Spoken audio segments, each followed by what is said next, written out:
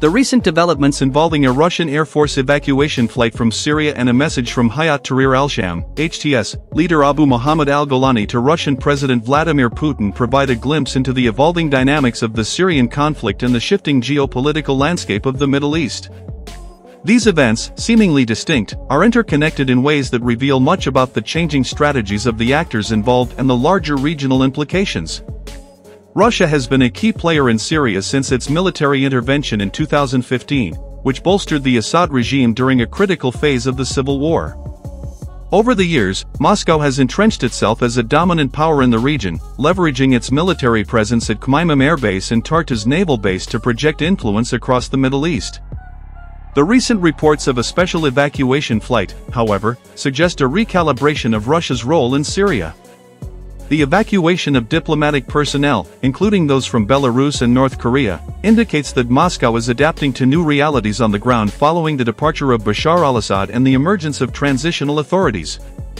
This tactical adjustment does not necessarily imply a withdrawal from Syria.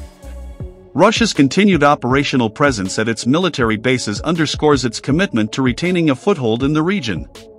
The satellite imagery showing logistical activity at Khmeimim and Tartus supports the view that Russia is consolidating its strategic assets rather than abandoning them.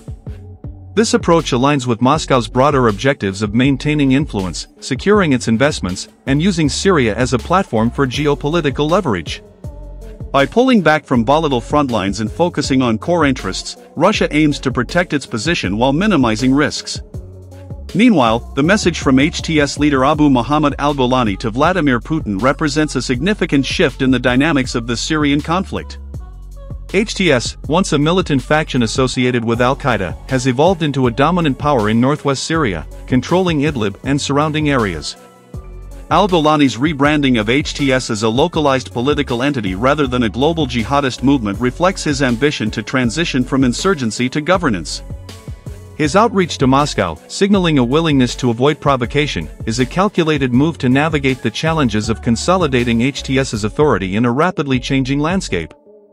Al Golani's message can be seen as an attempt to preempt Russian aggression while positioning HTS as a stabilizing force in post-Assad Syria.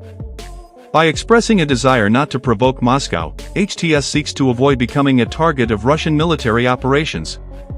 This gesture may also be an effort to gain a degree of legitimacy, presenting HTS as a pragmatic actor capable of engaging diplomatically with major powers.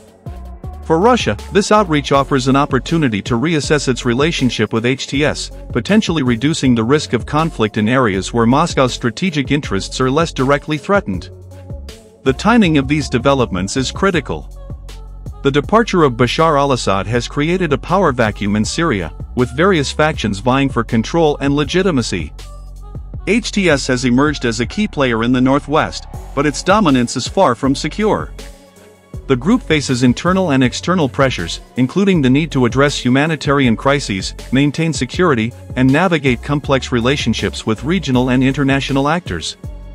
Al Golani's message to Putin reflects an awareness of these challenges and an effort to manage them by engaging with a major stakeholder in Syria's future. Russia's response to HTS's overture will likely depend on its assessment of the group's intentions and its potential role in stabilizing Syria. While Moscow has historically viewed HTS as a terrorist organization, the evolving situation on the ground may prompt a more nuanced approach.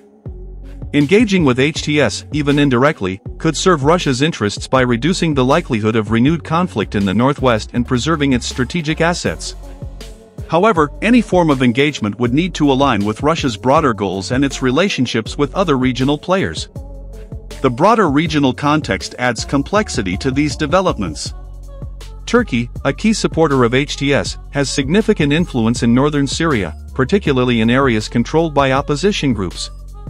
Ankara's priorities, including countering Kurdish forces along its borders, often intersect with HTS's interests, creating a dynamic of cooperation and competition.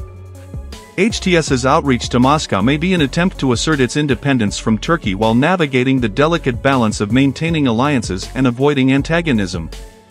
The humanitarian situation in HTS-controlled territories remains a critical concern. Millions of civilians in northwest Syria face dire conditions, with limited access to food, healthcare, and basic services. The stability of these regions depends on HTS's ability to govern effectively and avoid actions that could provoke military campaigns. Al Golani's message to Putin may be part of a broader strategy to ensure stability and attract international aid while reducing the risk of external intervention. Israel's military operations in Syria further complicate the situation. Targeted strikes on Iranian and Hezbollah assets have escalated tensions, with potential spillover effects on the broader conflict. Russia's tacit allowance of Israeli strikes reflects the complexity of its regional strategy, balancing its relationships with Iran, Israel, and other actors.